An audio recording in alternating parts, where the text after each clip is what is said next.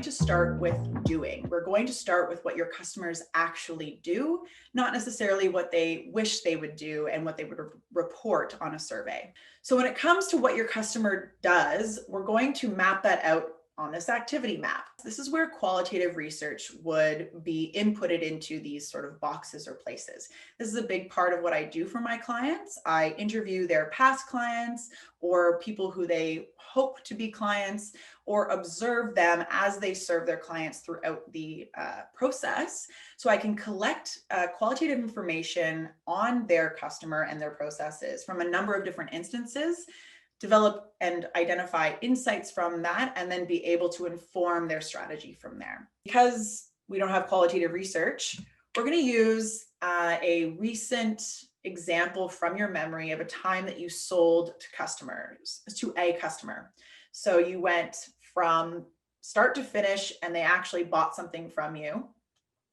And so we're going to remember that process and what your customer did. And I'm going to stress that again, what your customer did at each step in the process. So they might have done something outside of actually interacting with you. For example, maybe they met you at a conference, but then they went on to Google you. Well, that was an action that they took that was independent of you, but that you might have some sort of indication that they actually do. For example, maybe they mentioned later on in the sales process that they had Googled you and they had learned some things about you. So when we're going through this process, make sure that you're framing it from a customer's action, and it may or may not actually include you in that action. The first box at the top, what I'd like you to do is describe in great detail those customer actions.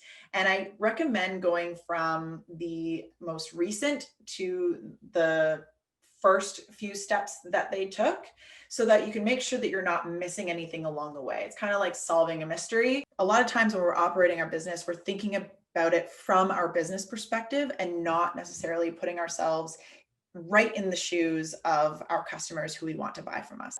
We're not worried about getting it right, quote unquote. We're trying to actually just get as much detail down as possible. Then sort of get to the gist or the essence of each step in the process by sketching a simple image or icon, as you see as my examples here, of the process.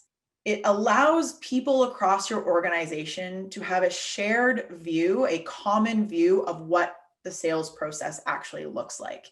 This is why we use things like a brand logo that sort of represents what you're all about, or an org chart that structures the pieces of your business in a logical format that your brain can better grasp and understand.